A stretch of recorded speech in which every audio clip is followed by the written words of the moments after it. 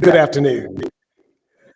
I'm Alvin Blunt, your diocesan archivist, and I just want to tell you a little bit about our keynote speaker for this workshop, Dr. Jonathan Augustine. I met him last year, and I was so thankful he didn't call security because I was chasing him down to sign my book. But he was very gracious about that, and we've become good friends since. But you are in for a real treat, just as I was at another reconciliation workshop that I attended.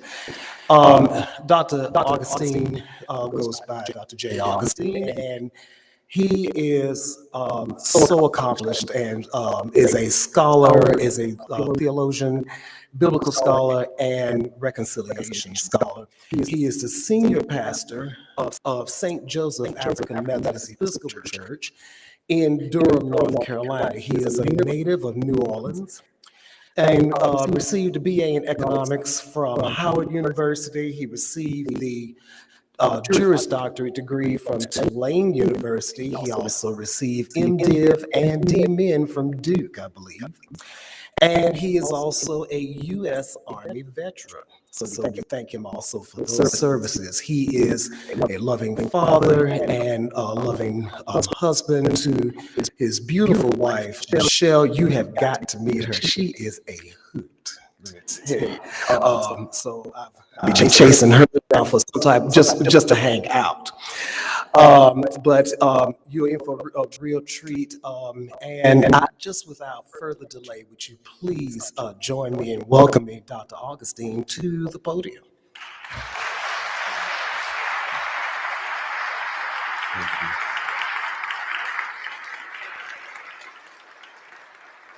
Thank you so very much. What an honor and what a real blessing to be in community with you. This is, I think, my first time in East Tennessee, but things have been so wonderful and people have been so delightful. I hope to return. I just really want to say thank you. Thank you in particular to Bishop Coles. The second time I've had the pleasure to be in his company. I'm grateful for his invitation. I'm grateful for the logistical coordination from Brother Andrew, and obviously grateful to my friend Alvin for the hospitality he has shown. Our time together, I understand we have from 2 until 2:30, or rather to 4. I believe in interactive time. I believe that this is our time and we should participate together. So a couple of things about this time. I will from time to time move around a little bit, right? I hope that's not distracting to anybody.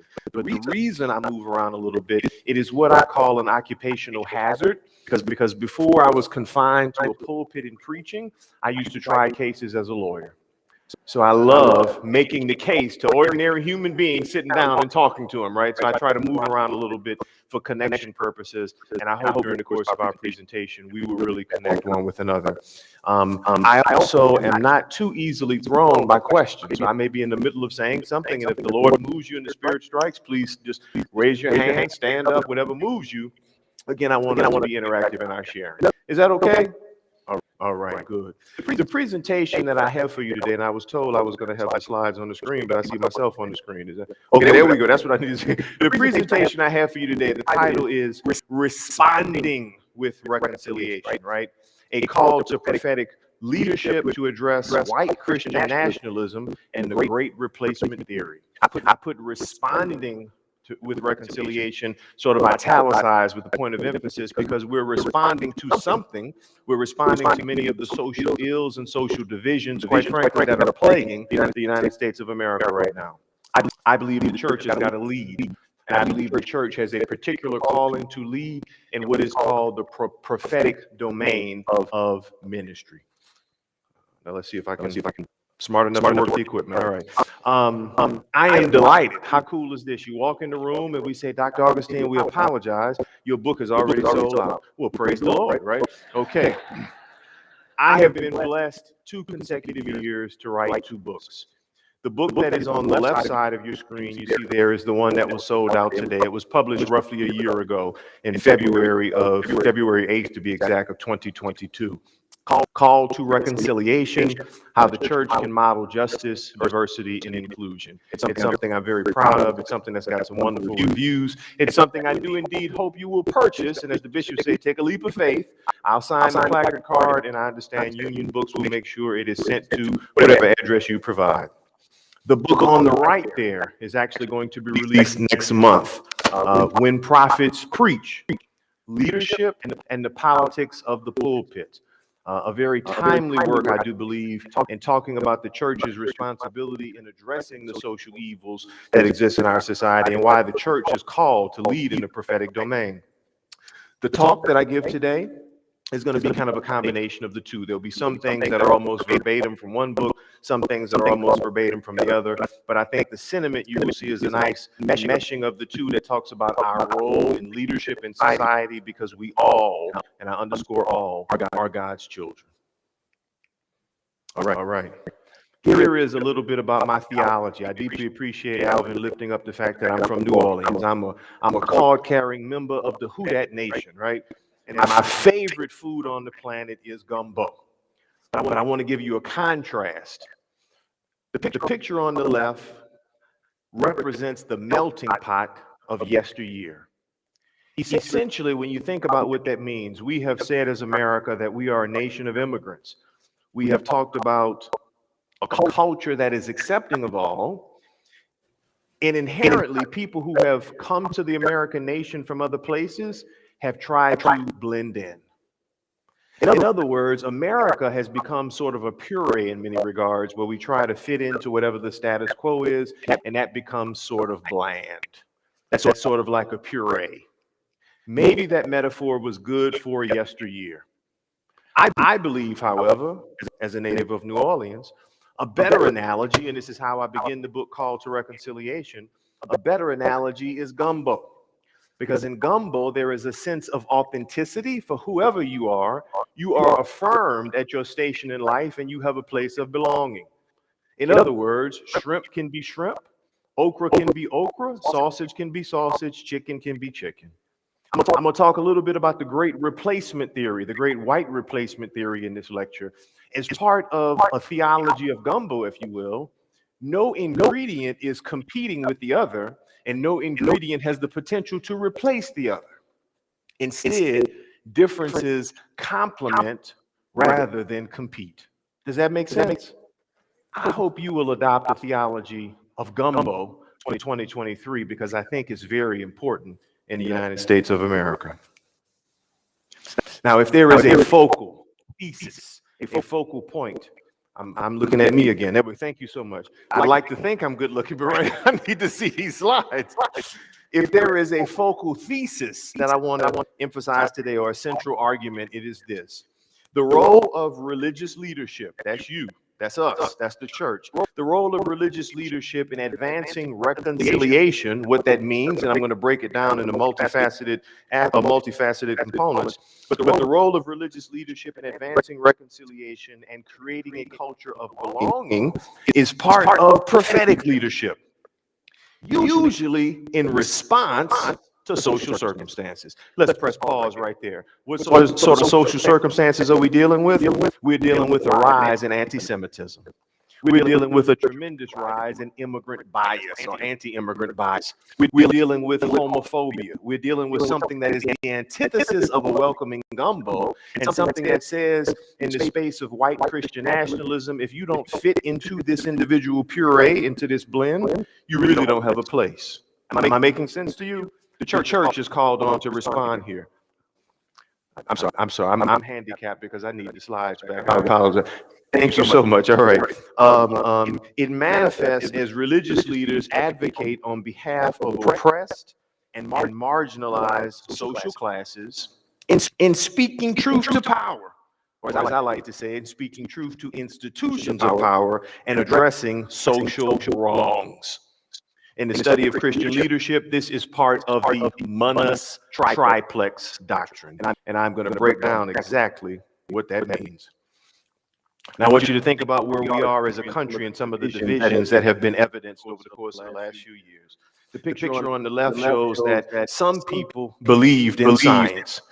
They said, please wear a mask. It's the least thing you can do to be courteous to others. At the same time, with worldwide contagion, with a global pandemic going on, there are others that argued for quote unquote liberty by saying we will not be muzzled by your mandatory mask mandates. America, evidence 2020 showed us, is racism limited to individuals? The three gentlemen you see on the left there are those who killed Ahmaud Arbery, an African American who does just what I do. I try to do it every day, and that's go for a jog. Whether it's too cold outside and I go for a run on the track in the YMCA, or I try to run throughout a neighborhood, right? Health is wealth, they say. I'm trying to live a long time. So is racism individual as to where we engage in racial profiling and say this person, this proverbial other simply does not belong? Or is there institutional racism, as the picture on the right depicts, of a vile act of police brutality, where he literally put his knee on George Floyd's neck for more than 9 minutes and snuffed out a life? Those are questions that we really had to grapple with in 2020, right? But grappling continues. As we look at 2022 with the rise of anti-Semitism, the picture on your left is a scene from Los Angeles, covered on CNN, covered on other news networks, but a scene from Los Angeles, the freeway, where some skinheads, some bigots, said Kanye was right about anti-Semitism, the anti-Jewish tropes that are being used in mainstream society. Now, for me, that's deeply problematic because to say Kanye was right, Kanye is an African-American man. And he is, as far as I'm concerned, there's been tremendous alliance. When I read the book of Exodus, there's tremendous alliance between the oppression that our Jewish brothers and sisters have faced, and certainly the oppression seen in America as part of the African-American chronology. Not according to Mr. Kanye West, and not according to these anti-Semites who supported him. But look at another problem, another social existence. We can no longer just say that police are racist. We can't, that's not simple enough. It's a culture of policing that is problematic. Race is one aspect of that culture of policing, but there are some very significant problems with policing, as we recently saw in Memphis, Tennessee. Why am I illustrating these things for you? The church is uniquely called on, I believe, to lead in the prophetic domain and to call a thing and to speak truth to power. That is part of prophetic leadership. So what I'd like to do over the course of this presentation with you, if there's an outline we can follow. First, I want to address what exactly is the monus triplex doctrine. It's often called the threefold office in the study of Christian leadership. I then want to unpack for you some biblical examples of prophetic leadership. We're focusing in on the prophetic domain. We then will take a history lesson, a lesson exemplifying the historic tension between piety and politics, particularly from 1932 and 1968, before we look at a post-civil rights movement shift in the paradigm, and a look at prophetic leadership and evangelicalism after the civil rights movement. Finally, as we prepare to close with a nod toward Dr. Martin Luther King Jr., the title of his fourth and final book, Where Do We Go From Here? We'll have a look at Make America Great Again, Christian nationalism, and that white replacement theory as underscoring the need for prophetic leadership in America. So this is the outline we will follow for roughly the next hour. Again, I'm totally open to questions. I hope something will provoke you to respond, and I hope we engage in a wonderful, wonderful, hearty discussion. Let's talk first and foremost about these dynamics of leadership. The monist triplex doctrine is very similar in many regards to secular leadership. It is similar to things that we're all familiar with. Direct leadership, relational leadership, and instrumental leadership. Those are secular leadership terms you may hear, as they say, on your job, right? Direct leadership, can we go back? Thanks so much. Direct leadership takes charge, much like a king or a royal, to put it in non-gender specific terms. It provides a course of action and rallies people around common goals while focusing on the betterment of the institution. Think about the chief executive sitting at the desk in the Oval Office. My fellow Americans, America is under attack, but we will respond and we will be victorious. That is an example of direct leadership where the quote unquote king or the royal speaks about a plan how to guide the rebuilding of an institution. When you think about relational leadership is much like the priest. It offers care and enhances others' self-worth. It counsels the person who is downtrodden and offers optimism for the future. When inevitability happens, when stuff, as they may say, hits the fan, the relational leader is the one who empathizes, the one who speaks about brighter days, and the one who brings out the character of others to believe in the institution in spite of circumstance, much like a priest, which we will unpack in a moment. When you also think about instrumental leadership, instrumental leader, that's the prophet. That's the one who motivates others into seeing things differently and acting in new ways, chartering a new course of action. What does that look like in terms of the Monash Triplex doctrine? We say that human beings, ministers, or those who are leading or serving in ministry, will be good in one, maybe in two aspects of the Monash Triplex doctrine, the prophet, priest, or king. But Jesus was the only one who was perfect in all three. Let me give you an example of what the Monash Triplex doctrine looks like. As a prophet, we see Christ, according to Luke's a gospel in the 4th chapter, when he comes beginning what I believe is a social justice oriented ministry, not just focusing on salvation in the kingdom to come, but focusing on social inequities in the kingdom at hand. Jesus begins by preaching, "The Spirit of the Lord is on me, because he's anointed me to proclaim good news to the poor." He goes on again in beginning a social justice ministry and speaking on behalf of those who have been marginalized. That's the work of the prophet. Jesus was also the priest. "Do not let your hearts be troubled. You believe in God, believe also in me." How many times have you been at a celebration of life and those words have either been a part of the eulogy or certainly read as part of the liturgy as an attempt to bring comfort to someone to believe in the institution, believe in your faith, if you will, and believe that your loved one has gone on to a better place, but more importantly, that you will see your loved one again. And finally, when we think about the royal domain of leadership or the king in leadership, right? The king, if those of you who are lectionary preachers, this came up in the lectionary just a couple of weeks ago. I preached a sermon from this passage in Matthew where Jesus calls his first disciples called Faith for Disruption. It's inevitable. Something will happen, to paraphrase the old book, Who Moved My Cheese, right? Somebody's going to move your cheese. Something's going to happen in life. You have to have faith for the time when somebody moves your cheese. But Jesus here, when he calls his first disciples, is acting as the king. "Follow me. You've been a fisher of men. I will make you a fisher of people," right? This is an outline of the Monash Triplex doctrine: the prophet, the priest, and the king. Are we all together on that?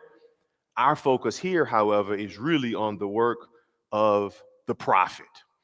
So to drill down now on a few biblical examples of prophetic leadership and what does that look like? How is it manifested time after time? When Moses stood tall, according to the Exodus narrative, afterwards, Moses and Aaron went in and they told Pharaoh, "Thus said the Lord God of Israel, let my people go." What I like to say in response to voter suppression laws in many southern states, God said, "Let my people vote," right? The point I'm making here is that this is an example of the individual who's not afraid to stand up and speak out against what he or she deems as institutional wrongs. This is the work of the prophet. We also see the prophet's work here, prophetically, that is. We also see the prophet's work here with Nathan. Nathan, after old David, who was one after the Lord's heart. David, who had an Achilles heel, and David, who sent Uriah out to die so he could be with, isn't that a biblical term? He be with, right? You get that? I'm trying to make y'all laugh. Did you catch that? He could be with Bathsheba, right? Know her. So I think that's what the Bible says. He knew her in a biblical way. Some people have a gift of saying something. My wife does this, right? She says something in a way, she knows what she wants, but she says it in such a way to make it sound like it's my idea, right? And then when I say it like, "Yeah, this is a good idea." She says, "Sure, it's a good idea," right? Okay, Nathan here, when you think about this text, Nathan's parable, Nathan is really condemning David for David's actions in having Uriah sent out to die. So Nathan is literally speaking to the seat of power. He's speaking to the king of Israel, and his parable is in such a way where David says, that's horrible. Who would do such a thing? You. You're the one who did it, David, you, right? But again, my point of emphasis is that the prophet is not afraid to speak truth to the institution of power. I want you to also think about the three Hebrew boys. This was a text from Daniel 3, right? Shadrach, Meshach, and Abednego. This was a text really rooted in civil disobedience, but it speaks to prophetic justice. It speaks again to a willingness. Nebuchadnezzar said, bow down, worship this image. They say, this is inconsistent with the God I know, the God of reconciliation, the God of love. We are not going to bow down to worship your image, Nebuchadnezzar. This is a text that Dr. King wrote about, as I'm sure you are aware, when he was in jail in Birmingham, Alabama, over the course of Easter weekend in 1963. And he wrote a treatise on civil disobedience called Letter from Birmingham Jail, right? Very important to talk about the three Hebrew boys in the context of the prophetic witness, again, speaking truth to power. Let me unpack this. In that context, in Daniel, in the book of Daniel, Nebuchadnezzar was acting in sort of a conflated way where church and state came together, right? The text that I'm lifting up here emphasizes politics, or what I'm lifting up emphasizes politics. And I want to say this. The word politics, as you know, translated from the Greek, means affairs of the cities. It has nothing to do with donning your red or your blue. It has nothing to do with saying I vote R or I vote D. Instead, politics is not to be confused with partisanship, but instead politics is about fairness. It's about equity. It's about fairness in the distribution of resources, and it really is relational. So to be political is to be engaged in social affairs and to be relational and have relations with people who are making decisions about the allocation of resources. Am I making sense there? So oftentimes I hear Christians say, well, the church should not be involved in politics. Okay, let me just pump your brakes for just a moment. I believe the church should not be involved in partisanship. The church should not violate its 501c3 status under the IRS Title 26 code. The church should not endorse a particular candidate for office, but the church absolutely should talk about political issues because they matter to people in the congregation. Voter suppression is a significant issue. The way we have mistreated immigrants at the border, taking them and shipping them to places like Martha's Vineyard and like outside the vice president's residence as part of political theater. That's a significant issue. I think the church should be involved in those kind of matters, and that is part of prophetic justice. Am I making sense to anybody here? I'm not losing you, am I? No, I'm in East Tennessee. I just want to make sure I'm on comfortable soil. Okay, I'm just want to make sure I'm on comfortable soil. Okay, but we should be involved in politics. Let me also give an emphasis on politics in the local context, right? Relationship driven. My church, the church I'm blessed to serve, St. Joseph AME Church in Durham, North Carolina, is very much engaged in a feeding ministry. We have people who come, call it a soup kitchen. We have literally a house that we own that's adjacent to the church property where there is, multiple bedrooms in the house, right? There's the men's room where you can go in and get a gently laundered men's suit, right? Something to prepare for a job interview. There's a women's room. You can do the same thing with your pumps, right? Dress, what have you. You get the point I'm trying to say, right? In terms of food resources that are given out through the city council, I want the people in the community to know Jay is the pastor of St. Joseph because that's political when they're making a decision on how to distribute those resources, because I want the good saints of St. Joseph to have all the resources they need to do God's work and serving others. Am I making sense to you there? That is an example of being political. Has nothing to do with partisanship, but it has to do with relationships. That's the point I'm trying to make there, right? All right. I'm handicapped. Forgive me. Okay. So it's about fairness and equity with the distribution of resources in the community. All right. Now I want to shift for a moment. I've done my best to set a foundation for you. Are we all together on the foundation? I'm going to take you on a tour of history now as we look at a historic tension between piety and politics in the United States of America. Piety and politics. And I want you to remember this quote from the Reverend Dr. Martin Luther King Jr. I'm paraphrasing it. The church should never be so heavenly holy that the church can be no earthly good. Did you catch that? The church, as used in Matthew, the ecclesia, the body of believers, has nothing to do with the brick and mortar or wood structure. It has to do with people. That's the church that I'm talking about. Okay. Prophetic leadership is our point of emphasis here. There were individuals and there were groups in the church that were prophetic during enslavement, during the period of enslavement.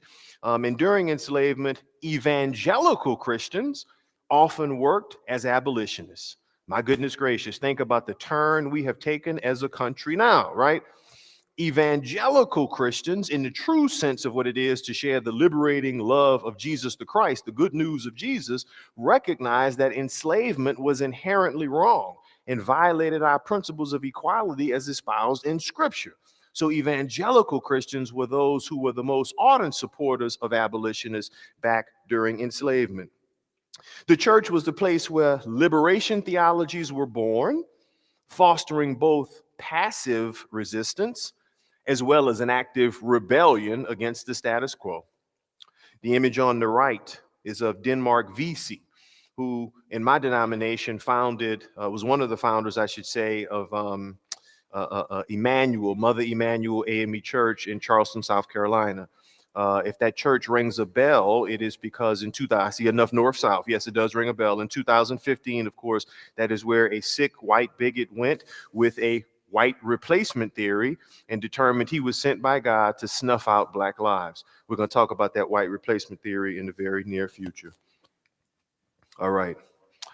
There was also a white lash that resulted as a consequence of Reconstruction. So when enslavement comes to an end with Amendments 13, 14, and 15 passed as part of the, amended rather, as part of the U.S. Constitution, in response to that, there was a white lash that came out of Pulaski, how do you say it? Pulaski County here in Tennessee in 1865. So the same year the 13th Amendment became a part of the Constitution, we had a reaction, I call it a white lash, and a rise of vigilantism. We will take this into our own hands and protect our white rights. And that was the consequence, was the Ku Klux Klan founded the same year. As you go on, during the same period now of Reconstruction, the Reverend Hiram Rhodes Revels, who was an AME pastor down in Mississippi, became the first black elected to the U.S. Senate, long before Raphael Warnock, long before Barack Obama, long before Carol Moseley Braun, long before Edward Brooke. He became the first black elected to the U.S. Senate from Mississippi. MS is not the abbreviation for Massachusetts. I did say Mississippi. Did you catch that? You caught that contrast, right? Okay. From Mississippi in 1870. This is a testament of the power of freedom when everybody has an opportunity to cast a ballot for who they choose to vote for. Then we come to a critical point in American history in 1877. Historians will tell us that this is the end of Reconstruction. I like to think about it in terms of the biblical chronology from the book of Exodus. I had an opportunity to preach a sermon from this text before, Exodus 14, 5 through 8. Pharaoh says, "What have we done? Letting Israel leave our service. Who's going to perform these menial tasks for us now? Come, grab thy chariots, ready thyself, let's go after those Israelites." In other words, we want our country back. 1877, because of a compromise, electoral college problems, we've seen that again and again, but because of a compromise, federal troops were withdrawn from the South, and here a great rise of violence against African Americans when the powers that be determined, in so many words, we want our country back. And that was the end of what historians call the Reconstruction period. But still, there was prophetic leadership during that time frame. When you fast forward just a few years, the birth of Jim Crow came about. The legal institution of segregation came about as a result of the 1896 decision Brown v. Board of Education, which created a caste system. It created a system of segregation based on race. And if you look at the images there of the two justices, that from that 1896 decision, segregation as the status quo in the United States of America remained in existence until 1954, when the Supreme Court decided Brown v. Board of Education, and we dismantled the institution, or legally dismantled the institution of segregation. To talk a little bit about how America moves now on a conflated trajectory where church and state really start to merge and become one. Oftentimes you will hear the rhetoric now, it's very popular to say so during the course of political debates when a candidate is attempting to engender a particular demographic. I'm a lawyer and I'm also a law professor. I'm teaching an advanced constitutional law course right now. And there is much debate about America being a Christian nation. Okay. When I went to seminary, I learned that in addition to the Reformation that went on in Germany, there was also sort of a Reformation in England where we got away from this Protestantism, Catholicism. And when people got to America, it was supposed to be a clean break so everybody could have a place to belong, regardless of what religion you subscribe to or no religion at all. So that background from seminary combined with my studies from law school tells me America is, it's not a Christian nation. It's really supposed to be a nation where everybody can belong, regardless of what popular myths are perpetuated. But in 1932, as FDR comes to power, FDR capitalizes on this sentiment. After the stock market crash in 1929, he started with populism that vilified corporate America by using very Christian language and very Christian tropes, or call it religious language, if you will, in the course of the Great Depression. Everybody needs an enemy, right? Or I shouldn't say everybody needs an enemy. Everybody, there's a protagonist in the story, but a protagonist can only be a protagonist if there's an antagonist. A hero can only be a hero if there's somebody who's a villain, right? So FDR vilified corporate America here with religious language in the Great Depression by saying the money changers have now fled the temple. And it's time for us to take care of one another as Americans. Love thyself, love thy neighbor as thyself. Can you understand how he's starting to lay a foundation for what will eventually become the level of Christian nationalism we're seeing in the United States of America? This is America playing ping pong with religion. So after FDR's administration, Harry Truman comes to power.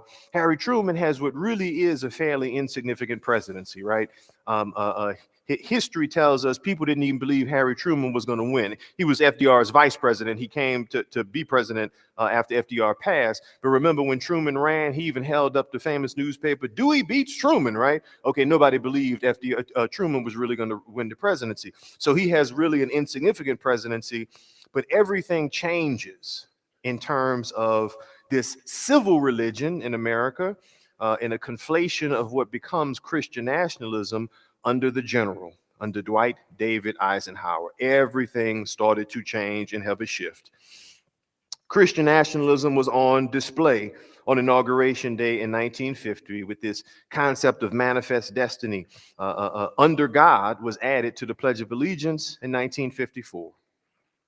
In God we trust was added to our currency in 1955. Some people believe it was always there. No. This is when it came about. And these are tropes that really start to underscore this manifest destiny that America, is that me?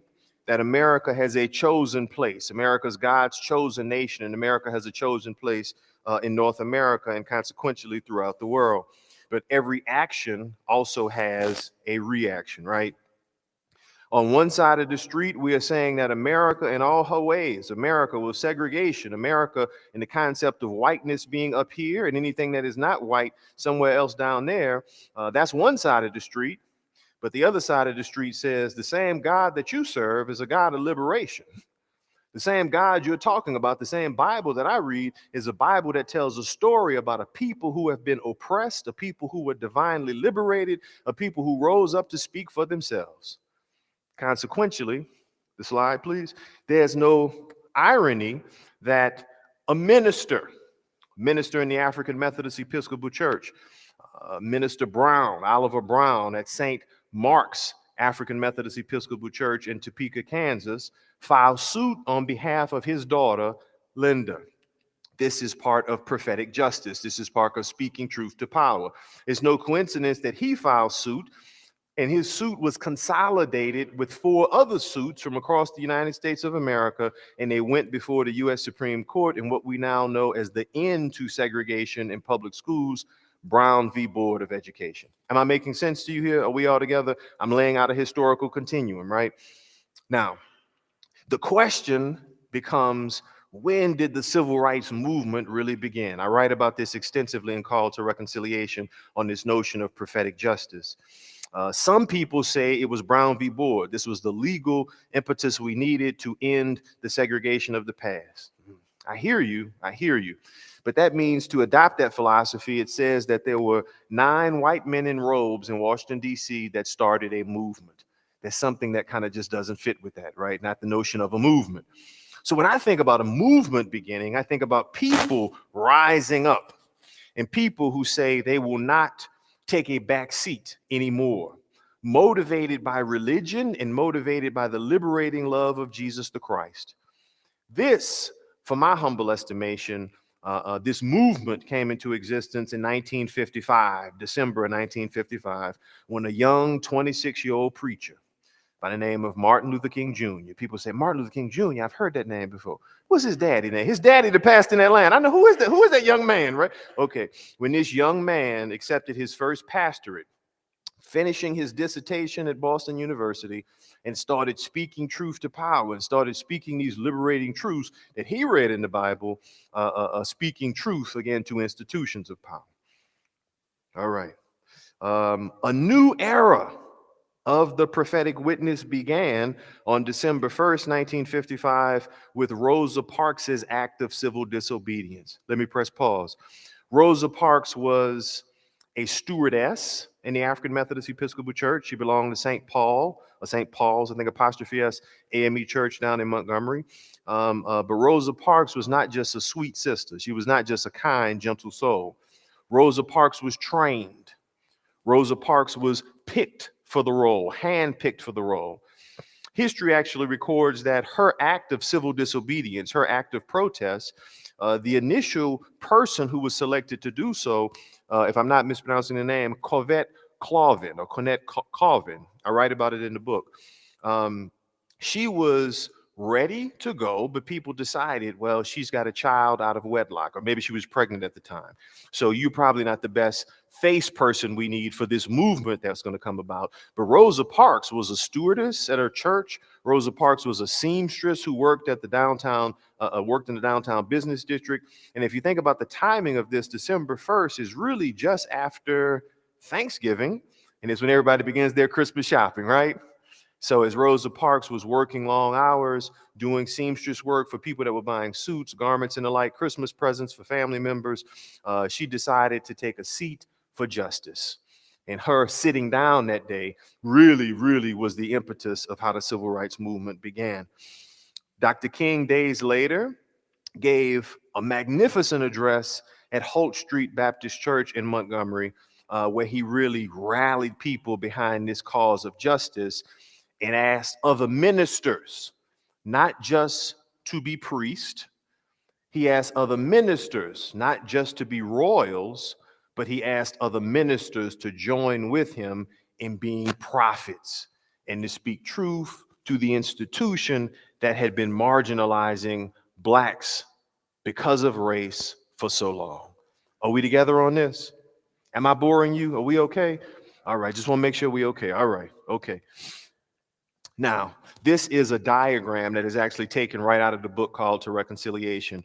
And I want to emphasize a couple of things. Again, I give you the visual, the 2 planes of the cross. There's a cross behind me. We're in church. Of course, there's a cross behind me, right? The 2 planes of the cross. If you will think about the vertical plane and then think about the horizontal plane of the cross. I unpack reconciliation in a 3-fold context, and I'm going to tie that in with this imagery that Dr. King used to talk about. Salvation in the kingdom to come. The church has got to be about salvation in the kingdom to come, right? But the church is also supposed to be about social equity, social justice, equality among all human beings in the kingdom at hand. So King, again, would oftentimes say that the church should never be so heavenly holy, there's the vertical axis of the cross, that she can be no earthly good. We should never be so concerned or only concerned with salvation in the kingdom to come that we can never address social inequities in the kingdom at hand. What I'm trying to say is that social reconciliation goes hand in hand with salvific reconciliation. Salvific reconciliation says we are all saved because, through the vertical axis of the cross, we are saved because of the blood shed by Jesus. I hope nobody disagrees with that in the church, right? Okay, all right. We are all saved because of the blood shed by Jesus. But guess what? Jesus didn't just die, Jesus also lived. And because of the way Jesus lived, in addition to being saved through Jesus, we are also equal to one another because of Jesus. Can I pause for a moment on that note of being equal to one another? Think about Paul's letter to the Galatians. In the 3rd chapter, around the 25th or 26th verse, Paul uses really some radical language when you think about his place in the Greco-Roman world. Paul writes about being no longer Jew or Greek, no longer free or slave, no longer male and female, but we are one in Christ Jesus. Let me pause for a moment and give you a sermonette, right? Okay, here is what I believe by that. Paul was speaking in some really radical terms, considering the very patriarchal norms of the Greco-Roman world in which he lived. Paul says we become one in Jesus, right? Well, one, doesn't that speak to the melting pot that you just spoke against? Paul is not speaking about an amalgamation. Paul is not speaking about an assimilation. Paul is talking about the end of dominance and the beginning of equality with one another in the church or through the church. Am I making sense there? Paul is saying we all are one with another. We all are equal to one another because of Jesus. So there is the vertical axis of the cross. There's the horizontal axis of the cross, the horizontal plane, rather, social because of one another. And I want you to think for a moment also about the equality we experience and how we are reconciled to one another because of Christ Jesus. I lift up in the slides there the Acts 10:34 of passage of scripture. I write about this heavily in the book in Call to Reconciliation, because the church rather becomes a reconciling entity in Acts. When Peter says, this is King James Version, aha, I now realize God is no respecter of persons, or other versions say, I now realize God shows no distinction among people. Here's the background of the story. If you read Acts 10, Peter, who is a devout Jew, Peter falls asleep. He's famished on a rooftop. And Peter says, oh, Lord, I'm hungry, right? So Peter starts having a dream, and God says, Peter, here, get up, kill and eat. And here comes a boar, right? Peter sees a pig. Peter sees something else. Now, let me give you this in my New Orleans. This is the J. Augustine version from New Orleans. God, I can't eat that hot sausage, poor boy. I can't eat that. That's not kosher. I can't eat that stuff. God, I cannot eat a ham sandwich. Are you kidding me? I don't care how hungry I am. God, you must have forgot I'm good and Jewish. That stuff is unclean. God says to Peter, how can you call profane things that I have made clean? Peter says, aha, I just had a come to Jesus session, and I realized God shows no partiality among God's children. Did you catch that? It's in Acts 10, shortly thereafter, a couple of verses thereafter, where Peter baptizes Cornelius, the first Gentile, and welcomes Cornelius as a member of the church, where the church now becomes a reconciling entity where Jews and Gentiles are together. The point I'm trying to make is that this theology of reconciliation says we all are God's children. So the natural extension then of social reconciliation, of us all being equal to one another as God's children, is prophetic justice, is civil reconciliation, where the church's leaders speak truth to power and say, if we really do hold these truths to be self-evident, that all people are created equal, all must mean all. And this is how ministers are called on to act to pursue justice.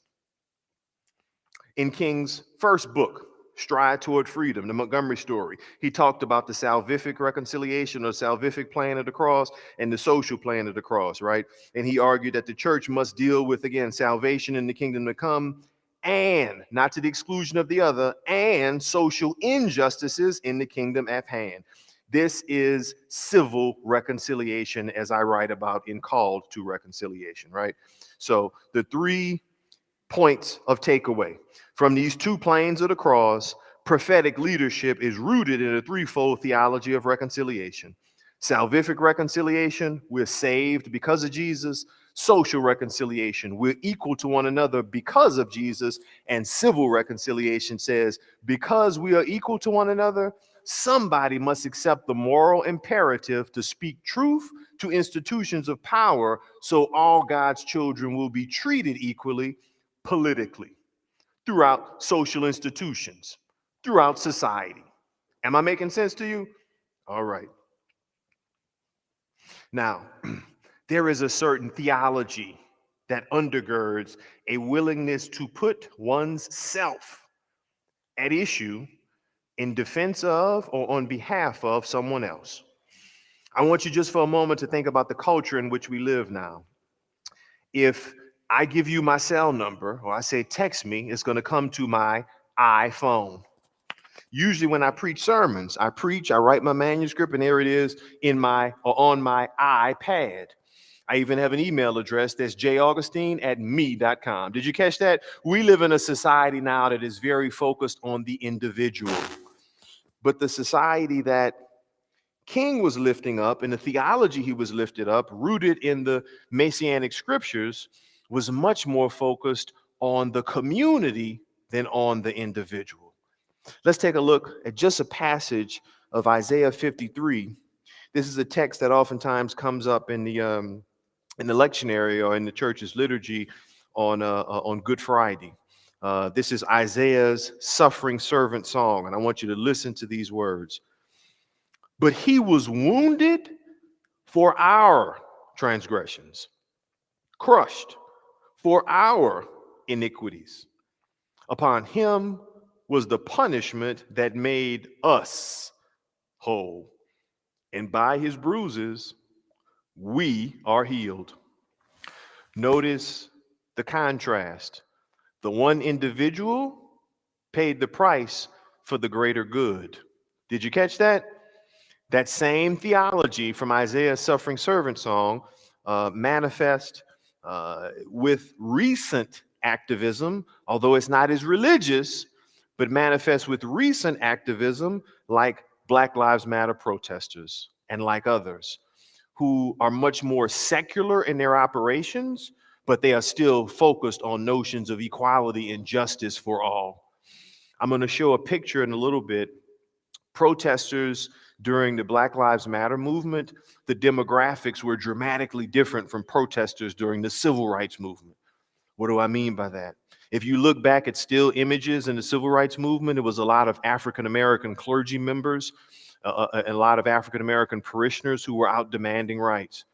You look into Black Lives Matter pictures, however, boy, I'm looking, where's a black person? Where there's one, there's another. Oh, you understand what I'm saying? We've come a long way as a society by embracing notions of fairness and equity. But the point I'm lifting up here is that those notions of fairness and equity for contemporary protesters may not so much be rooted in the church, but it's still the undergirding theology that supports them. Does that make sense to you? I feel like I'm losing some of you. Are we all together? Okay, all right, good enough then.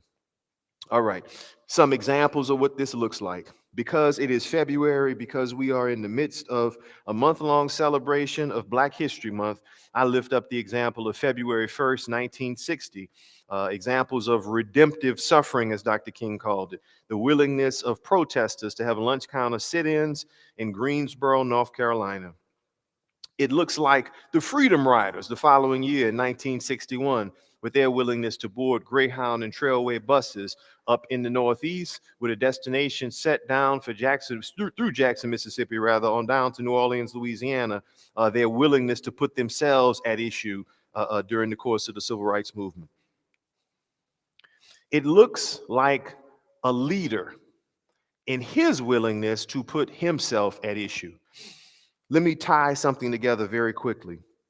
The other night, like maybe 2 nights ago, a week ago at the most, for that advanced constitutional law class I'm teaching, it's on First Amendment rights, free expression rights. So we've gone over the history of something called prior restraint, right? And prior restraint is really a doctrine that says the government should never restrain somebody's speech before it happens. The government should engage in free speech and protect free speech. And if you engage in discrimination in the context that you say this speech is okay, but that speech is not okay, based on content, it's got to meet the highest levels of scrutiny because we want free speech across the board.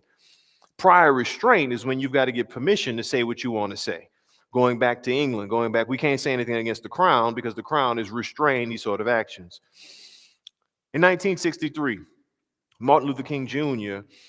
Had issue with the segregation policies in downtown Birmingham, Alabama, and Dr. King was determined to protest against those policies.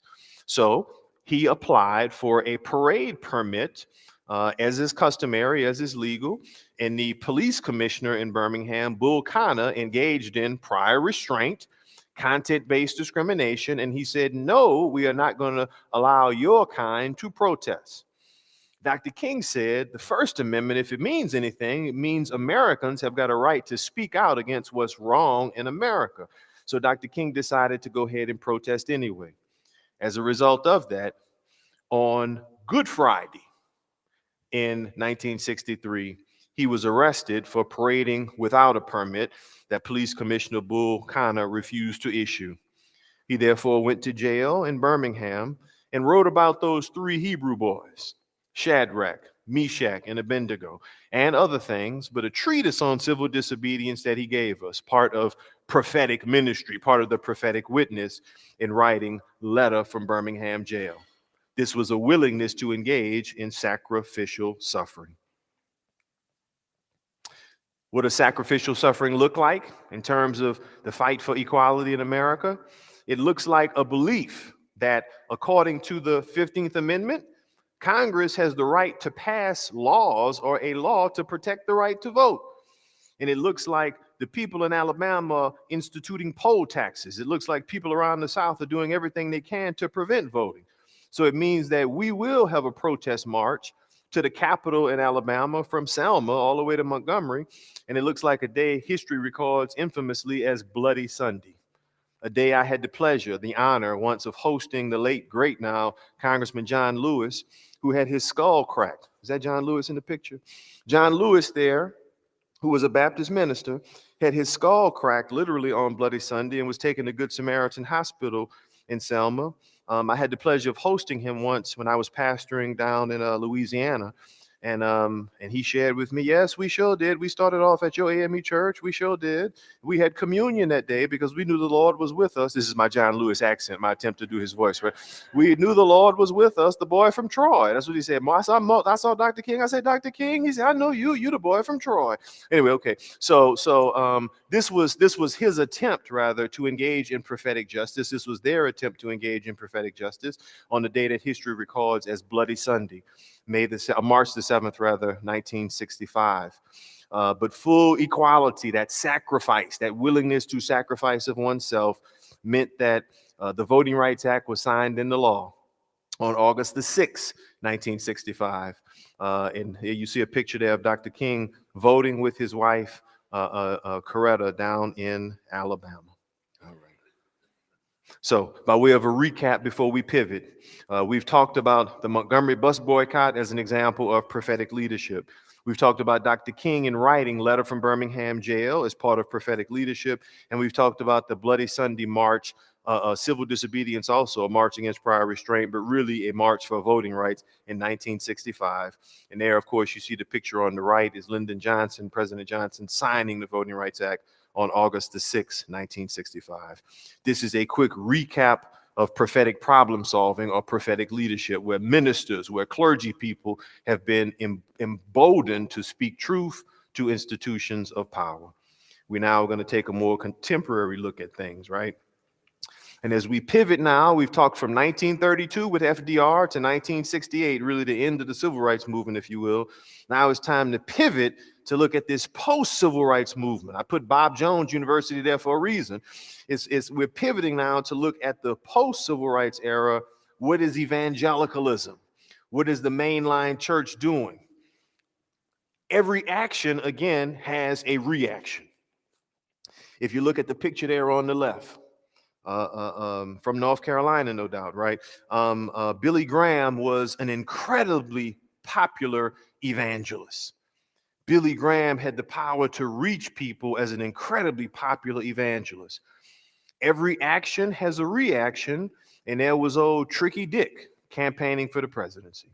I have a special affection for Richard Milhouse Nixon. I'm going to tell you two stories real quickly. When I was a little boy, I was born in 1971. Confession is good for the soul. I was born in 1971. Nixon was the president when I was born, and I used to sit on my mother's lap, and they bounced on it. And I said, "Mom, I want to grow up. I want to be like Nixon." And she said, "Baby, that's the wrong party. You want to be a part of Nixon." Did I just say that? Did I just say that? Anyway, she did. That's a true story. That's a true story, right? But here we are now, because I'm truly a fan of history. I truly am a fan of history. But because Nixon was president when I was born, I've tried to read everything I can about Nixon. I've been out to the presidential in California, Yorba Linda. I promise you, I love Richard Nixon, right? Nixon is a Duke grad. I drive by Duke Law School every day. When I'm going to the divinity school, drive by it all the time. The first time I took my wife there, I said, "I understand there's a painting or a portrait of President Nixon here. I want to see the Nixon painting." And we went into the front. You think he's the president of the United States. You think I went into the front of the law school and I said, "Is there a painting of Richard Nixon?" The lady was like, "Oh, my goodness gracious." She says, "Yes, sir. It's up on the third floor and you'll find it in the stacks there." I said, "Third floor?" Nowhere on the first floor. We got off the elevator, went to the third floor. I'm looking all around, looking. Lo and behold, there's a study carrel back in the corner, and there is old Nixon's. I said, "Oh my goodness gracious!" Right. So anyway, Nixon is hitting away at Duke Law School. I guess nobody's supposed to know where he went to school, but nonetheless, you see the alliance here. This is Nixon's election. Nixon began to sow seeds. Nixon began with a response, if you will, to the prophetic activism of the civil rights movement by saying, we're no longer going to have that lawlessness. So Nixon began campaigning with a law and order agenda. You understand what I mean by that lawlessness? We're going to have a law and order agenda now. Nixon started to sow seeds with what became the Southern strategy of being very deliberate in courting white voters who started to move out of the cities and into the suburbs because all of this stuff is unsafe. This strategy of dividing to conquer that Nixon began in 1968, the seeds that he started to sow, as they started to germinate, as they started to grow, how can I say this delicately? Nixon got a timeout and had to leave the room. I am not a crook, right? Nixon got a timeout and had to leave the room, but those seeds continued to grow, and Ronald Reagan was savvy. Ronald Reagan was politically astute. There was also the fledgling, the conservative, conservative right Christians, the right wing agenda, if you will, Jerry Falwell and the others, who the moral majority. Thank you so much. I'm butchering. You think I didn't write a book about this stuff? Okay, the moral majority coming together, and Nixon, and Ronald Reagan was savvy enough. The two of them got married. So the courtship that Nixon began, the marriage was consummated. It began in '68. The marriage was consummated in 1980 with Ronald Reagan. Right. So here we have Jerry Falwell and the moral majority here now. Evangelical support solidified in a very, very partisan way behind Ronald Reagan, and it stuck for years and years to come, supposedly on the issue of abortion. Supposedly that was the moral issue, supposedly. But the statistics show that from 1980 to 2020, in terms of presidential elections, over and over and over and over and over and over again, and most predictably so, white evangelical Christians voted Republican.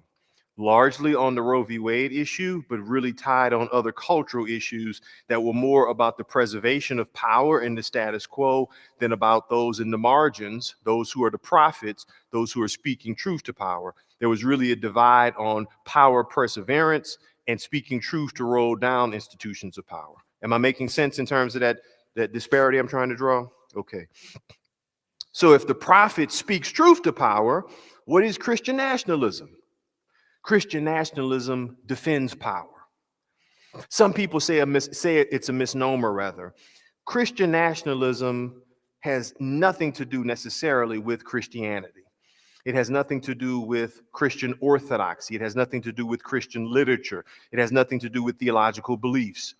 It is rooted in the conceptualization that America is a Christian nation. We unpacked that before. And that there is a hierarchical pecking order in America. Because this was God's plan for America, white Anglo-Saxon Protestantism has got to be at the top.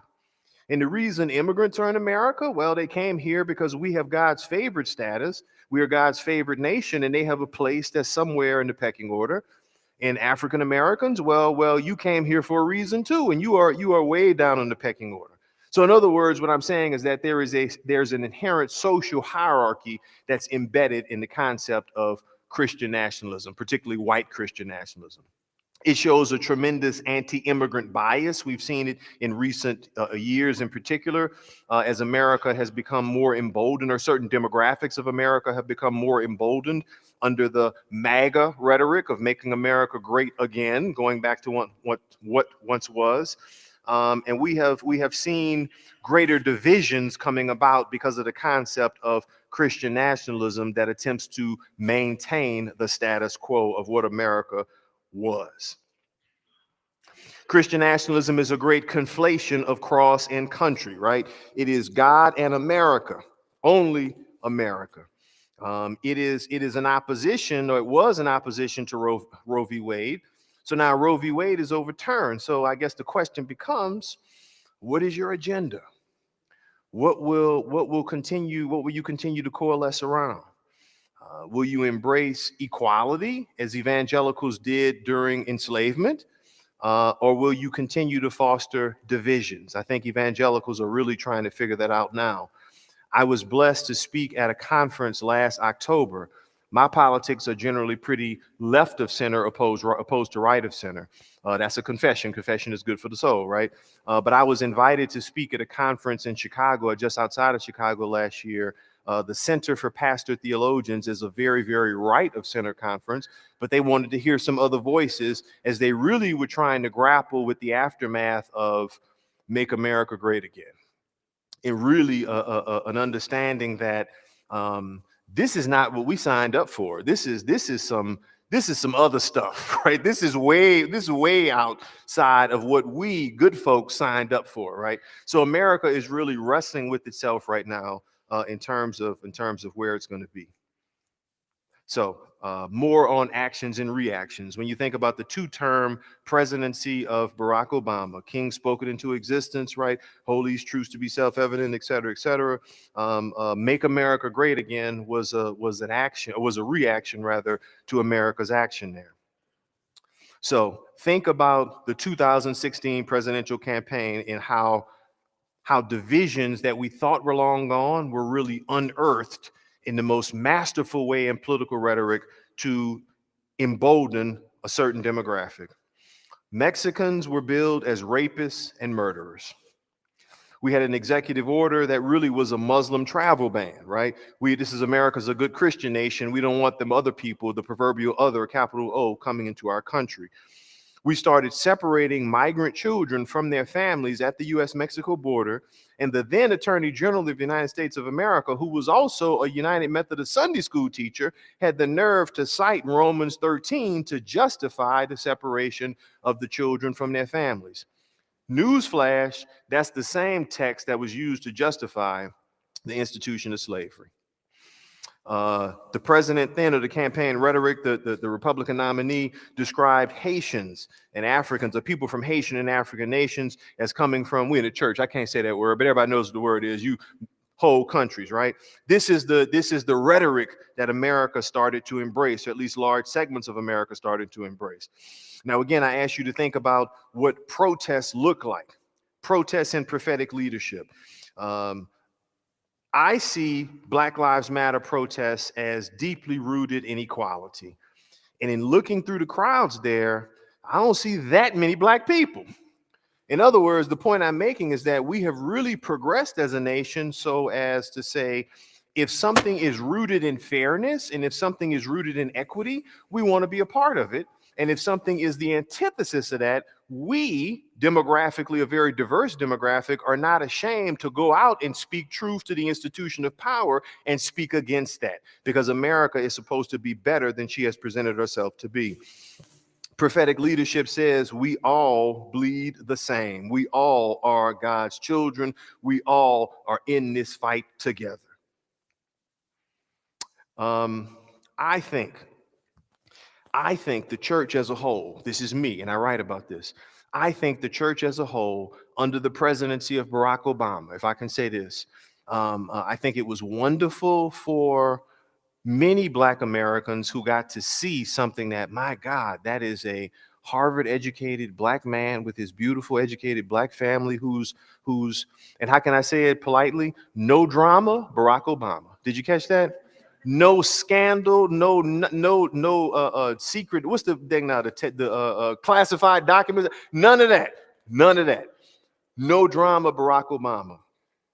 But as wonderful as that was to see, I think it also had a very satiating effect. What do I mean by that? The church did a Rip Van Winkle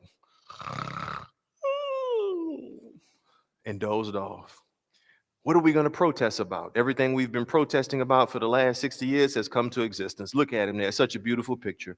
But I'm so proud that in the midst of Make America Great Again, the AME Church, these pictures are pictures that I personally took. The AME Church led the charge by rallying ecumenically with other faith leaders and rallying from an interfaith perspective, bringing people from other communions outside of Christianity together for a protest outside Lafayette Park.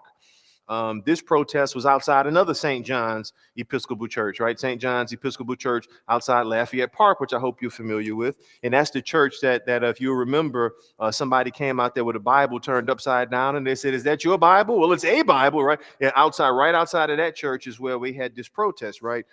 This call to consciousness. The picture on the right was taken at Metropolitan AME Church on M Street. And these are bishops of the church who got together and gave a clarion call and saying that we are not going to stand. We're working from an interfaith perspective. We're working ecumenically. We are not going to stand for the tomfoolery that is now going on and coming out of Washington. This is the prophetic domain of leadership. Now, if Christian nationalism is about holding on to power, it oftentimes says who gets to participate in democracy. And the biggest threat to democracy is preventing people from voting. Let me take a moment and break down for you the infamous decision of 2013, Shelby County v. Holder. This is a U.S. Supreme Court decision that really has gutted the Voting Rights Act. Shelby County case gave the most significant blow that the Voting Rights Act has ever sustained. The Voting Rights Act had two main provisions, Section 2 and Section 5. Section 2 prohibits discrimination or discriminatory practices based on race, based on language, or based on minority status. Section 5, on the other hand, requires that any state that is a quote-unquote covered jurisdiction, before it changes practices or procedures to voting, it's got to get what is called pre-clearance from Washington. Pre-clearance is obtained either judicially by filing what lawyers call a complaint for declaratory judgment, or it's obtained administratively by sending a letter and requesting pre-clearance from the Department of Justice, right? So I was a civil rights litigator who was deeply engaged in voting rights litigation. Everybody talked about Section 2. Everybody talked about Section 5. People knew if 2 and 5 has got to be a Section 4. Nobody talked about Section 4. And Section 4B was a coverage formula which determines who gets to be on the covered list under Section 5, right? The court declared Section 4B to be unconstitutional and looking essentially at the formula which said if you engaged in discrimination, if you engaged in these known patterns and practices through this time period, you're on the covered list. Now, who's on the covered list? Let's just go ahead and call it out. Who do you think? The South, right? The states in the South, okay? I grew up in Louisiana. Let's go ahead and walk the dog from up there, from Louisiana to Mississippi. You understand what I'm saying? You can just walk it on up the deep South. Those states are considered covered jurisdictions because they asked questions in the past. How many bubbles are in a bar of soap? You can answer that question, you can't register to vote. Okay, they would ask questions like, did your grandfather own property in the county? If your grandfather owned property, you can register to vote. Somebody says, my grandfather didn't own the property, my grandfather was property in the county, right? So you understand what I'm trying to say? These were inherent ways to prevent African Americans from voting. Now, the picture that's up now, this was taken at St. Joseph, the church I'm blessed to serve. This is the Reverend Dr. William Barber preaching a powerful message on one of our social justice Sundays. In the wake of Shelby County, the old saying is that when the cats are away, the mice will play. The North Carolina General Assembly led the way with voter suppression laws. They now could do anything they wanted to without getting preclearance. They led the way with voter suppression laws. And this was an open invitation for the prophet to speak. What am I saying? William Barber, then, who was head of the North Carolina NAACP, started gathering with other faith leaders, and they had what became known as Moral Mondays. Moral Monday protests at the Capitol down in Raleigh, right? Making sure that everybody understood the church was not going to stand, its prophetic leaders were not going to stand for this.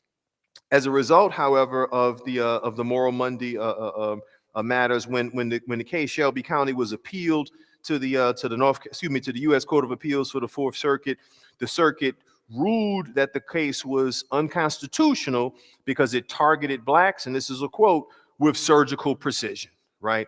This is the world we're living in, the divided world that we're living in now, right? Christian nationalists are destroying democracy in America. The January 6th insurrection, multiple voter suppression laws in multiple states in the wake of the 2020 election, where election deniers said the election was stolen. Experts say there's been no discernible evidence of that. If anything, if somebody voted irregularly, it's more fault on the part of the person administering the election who made a clerical error than it is on people trying to commit fraud. If it has been fraud, it's been onesies and twosies, hadn't been enough to overturn anybody's election, right? That's just the proof of where things have been. Critical race theory in different states, attempts to unwrite history, and redistricting in state legislatures. All of those were practical efforts of what we saw. I call them impacts of Christian nationalism, but practical impacts to attempt to circumvent who can participate in America's democracy and what we know about democracy, right? All right.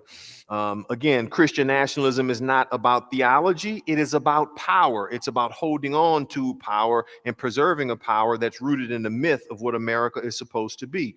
This is interesting. Outside the Capitol on January 6th, many people were holding flags and wearing T-shirts and other paraphernalia that said, "Jesus is my savior, Trump is my president."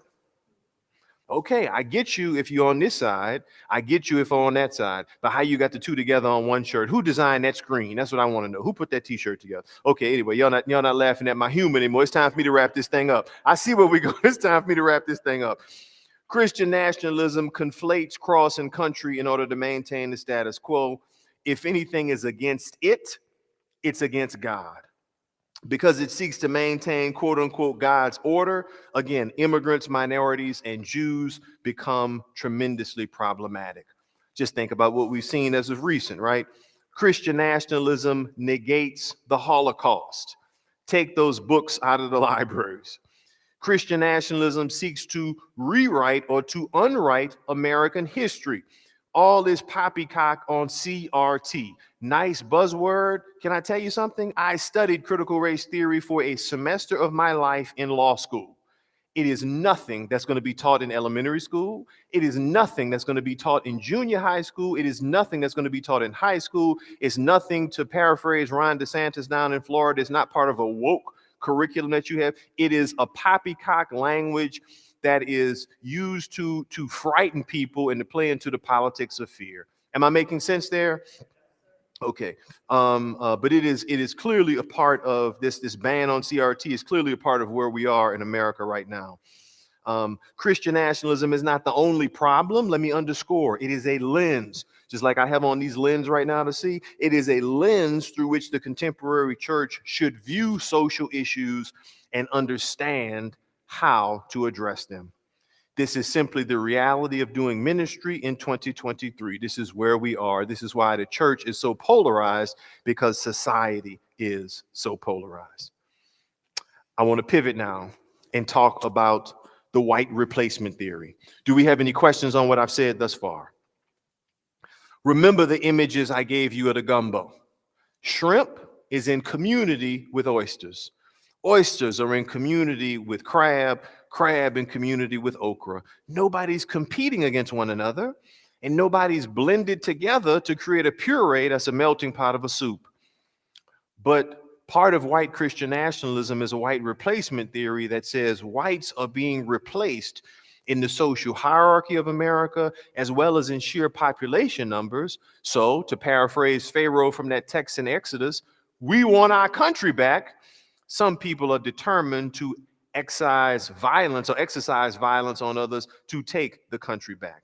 When we look at what happened in Charleston, the Emanuel 9, the massacre in 2015, that sick bigot left a white manifesto where he articulated parts of the white replacement theory.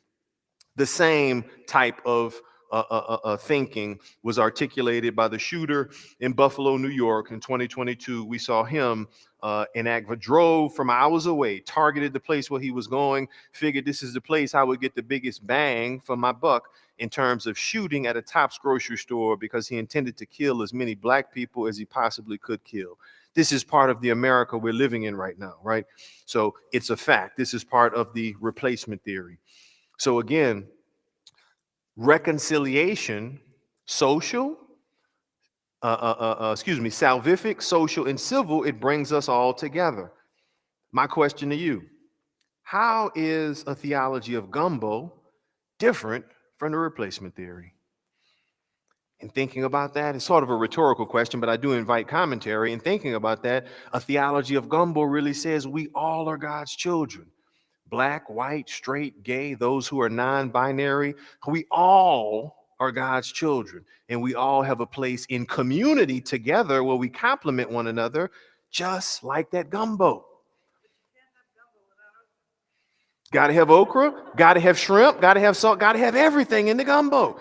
Everything is welcome in the gumbo is the point. Opposed to a replacement theory which says, well, if somebody comes in, that means I'm going to be out. So I got to take them out. That's not American. But actually, maybe it is very American. And that's what's scary. I want you to think about the fact that there is no competition between chicken and sausage, that they are to complement one another. There are, toward the latter part of the book called To Reconciliation, I unpack the part that really deals with issues of diversity, equity, and inclusion. I spent a good bit of time up the street at Duke Business School, where I read some best practices, some Harvard books, Harvard Business Review books that show how diversity adds to America's bottom line. How when you get a homogeneous group together, everybody thinks the same. Everybody processes information the same. I wouldn't want to be in a room with all lawyers because everybody's going to say the same thing. Everybody wants to be heard. Everybody's doing the same. But when you get in a room of diverse thinkers from a cognitive perspective, people think differently. They come to solutions much, much, much more quickly. Am I making sense there? When I think about what the church is supposed to be like, go back to the Acts 10:34 text. I now realize God shows no partiality among people. Not only is cognitive diversity important, but identity diversity is equally as important. And what is identity diversity? I happen to identify as a straight black man who is from the South. Somebody else may identify as a straight white woman from the Northeast. Somebody else is a gay black man from this area. Somebody else is whatever your identity is, be it by race, be it by national origin, be it by sexual origin, whatever that is. And there obviously are lots of hybrids of what that can be. My point being is that you too have a place in the gumbo because that diversity adds to the richness of who we are. Am I making sense? Okay, as we get ready to bring it home, what is required for social reconciliation? What should society look like for us all to be equal to one another? What should the church's policies look like for us to be equal to one another? I want you to wrestle with that. I want you to think through that. Because in this day and age, the answer that I give in Durham, North Carolina, will inherently be different from an answer here in Johnson City, Tennessee. Wrestle with and think about what true equality looks like, not just within the bounds of the church, but also in society. And what is the church's role in speaking truth to power to make sure that that theology of equality is articulated across the board?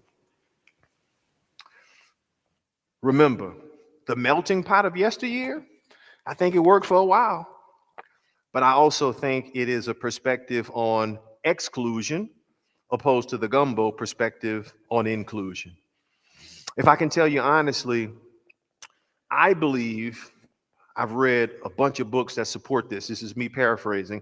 I believe the melting pot analogy was a gift for or an impetus for assimilation, and it was an attempt for others to be more white. It was an attempt for other immigrant groups to try to be more white than the others, to try to blend into the dominant culture and just try to fit in.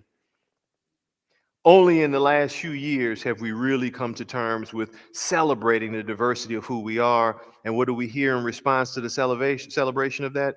The governor of Florida says this lacks academic merit. Any focus on African American history? This is that woke stuff. We're going to get rid of that. This is some other agenda. Feminist stuff, that's some other agenda.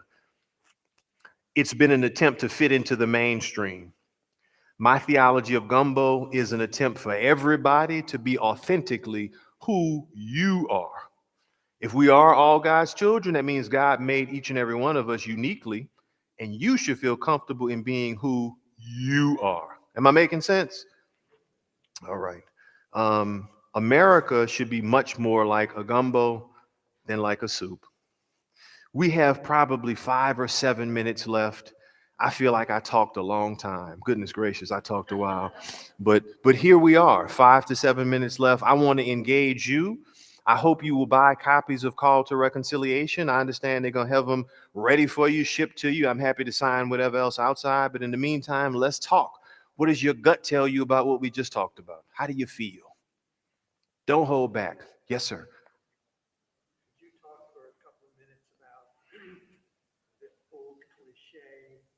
Of 10 o'clock a.m. to noon on Sundays being the most Segregated hour in America. and that Sure. So my assignment to repeat this, could I talk for a moment about the old cliche that 11 o'clock on Sunday mornings is the most segregated hour in America? That remains the case. Regrettably, that remains the case. And I think we are segregated, not just racially segregated, as when that quote came into existence in the 1960s, but I think we are segregated into silos based on class.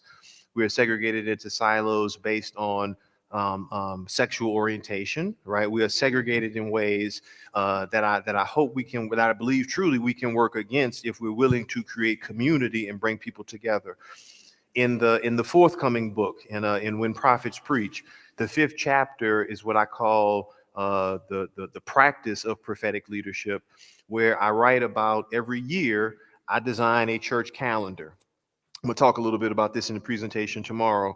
And it is a church calendar that blends in the sacred and the secular, one that recognizes all of the liturgy, the liturgical days of the church, but it's a calendar that also celebrates human equality by lifting up. For example, in my communions, in the 4 different congregations I've been blessed to serve, of course, they've been black churches primarily, right? You got to celebrate Martin Luther King Jr. Day. They have a problem with you if you don't. You got to celebrate February as Black History Month. They'd ask you to leave. They say, Bishop, we need another pastor. He doesn't know where he is, right? Okay, but how about this? In my churches, we always celebrate March as Women's History Month. Hello, somebody. We lift up and affirm our sisters. We also look at September and October. I'm jumping around. September and October as Hispanic Heritage Month. But wait, and you just said you serve black churches, right? Yes, that's right, because we need to know about Hispanic heritage in the black church too. We lift up, this is not celebration, but this is cause to bring people and empower others. We lift up in October cancer awareness as well as October domestic violence awareness, right? Because the church is supposed to be a cathartic place where everybody can come together and everybody can say who they are and be who they are. We lift up June as Pride Month. Yeah, I said it. Yeah, I said it. And last Sunday, June began. The first Sunday in June was also oh my goodness gracious, after Pentecost Sunday. It was also Pentecost, and I preached about that wind coming in Acts 2 and embracing all of God's children. And I was so glad to embrace all of God's children. What a way to begin June, right? What I'm trying to say is that we no longer have to have those silos of isolation if people can feel a place for community where they all come together. That's the church I'm trying to build. Thank you. Any other questions or comments? Did I bore you to death? Did I put you to sleep? All right. Yes, sir. Please. You said Jimmy Carter's election. You had Nixon and Reagan involved. You did look at that. What does it say about Carter's election during that time as evangelical? Amazing. In the book, I actually write, thank you for tipping that. In Call to Reconciliation, I actually write 1976 was considered the year of the evangelical, right? And Jimmy Carter, born again evangelical Christian. But Jimmy Carter, I think, was on the quote unquote right side of evangelicalism. I drew a contrast for evangelicals of yesteryear who were part of abolition, who were really, sharing the good news of a liberating love of Jesus, opposed to those who were co-opted by the politics of the religious right and the Jerry Falwell. So it's really a divide that came about politically or in the partisan context with evangelicalism in opposition to Jimmy Carter in the 1980 election. What I didn't lift up, I said I put Bob Jones here for a reason, but I didn't elaborate. Jimmy Carter was enforcing an IRS mandate that said we will deny your tax exempt status if you fail to desegregate, if you maintain segregation policies in your schools. The good folks at Bob Jones in South Carolina started to lead the protests against that because they felt like black and white should be separate, et cetera, et cetera. So evangelicals, as we popularly know them, really took issue with Jimmy Carter, but he was a born again evangelical president. Yes. Thank you. Great question. Great question. Yes, sir. Yeah, I have one. So as time is moving on, a lot of people my age are becoming much less sympathetic towards the current economic system and like a lot of old, very crucial world systems that are seeming to like perpetuate systems of nationalism and white supremacy. And it seems that as time is moving on, a lot of people are like the division is escalating clearly a lot more than it is reconciling. So how would you recommend that people who are becoming, much more critical of capitalism, let's say, for example, how would you recommend that they talk to people or how they should conduct themselves in a political system that they might not have the most power in or does not serve them the best? So I think that theology of gumbo, although I emphasized it for church engagement, I really think it's a good practice for life, right? One of the things I like to always say is that we may not always agree, but we never have to be disagreeable.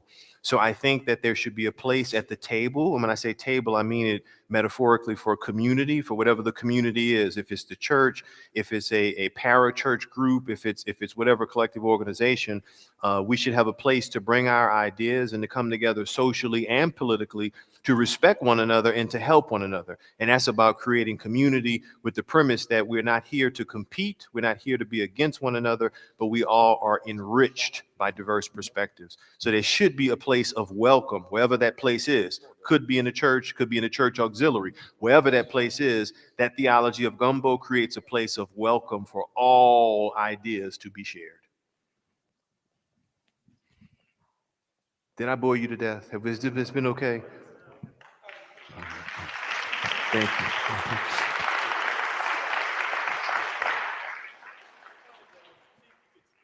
For a minute about the challenge of the church as an organization joining or becoming a part of a movement like Black Lives Matter, which is largely secular, predominantly younger, and challenging kind of melding those two, becoming part of something as opposed to being the instigator and leader organization.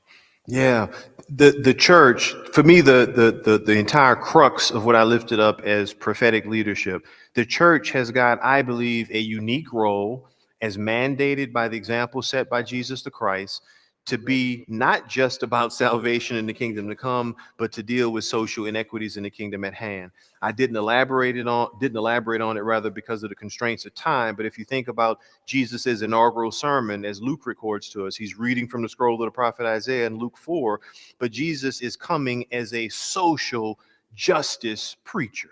He's coming to level the wrongs that are being committed as the people of Israel are victim rather of ethnic discrimination, not racial discrimination, but ethnic discrimination in the Roman Empire.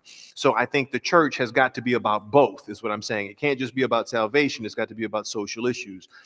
To your point, I believe part of prophetic leadership is working with others. It's got to be about looking at what the goal is, and there's no I in team, right? It's no individual focus. It's got to be about not who gets the credit, but it's got to be about the larger picture of the mission. So if the church is really supposed to be about issues of fairness, justice, and equality, whoever we can work with to achieve those goals, I think we need to work with those people to achieve those goals. And the Lord will be pleased. That's my honest feeling. The Lord will be pleased in our work. Absolutely.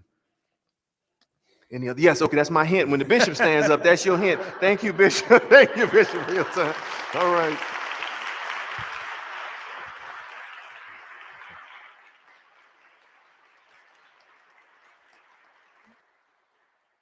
So we're going to have another chance to hear you tomorrow afternoon.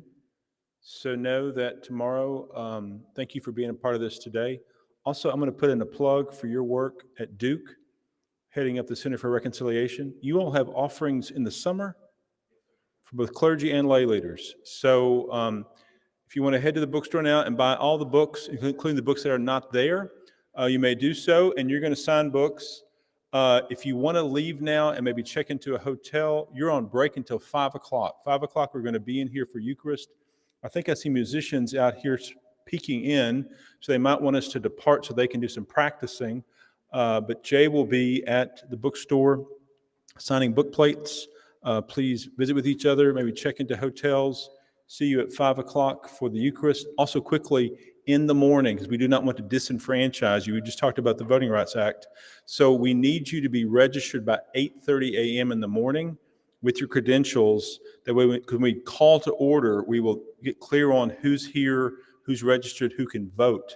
So we do not want folks here who've come this way and then you haven't gotten here in time and not registered. So please be here by 8:30 to be registered. That way you can participate fully, seat, voice, and vote. Okay? Thank you, thank you, thank you. Go and purchase things.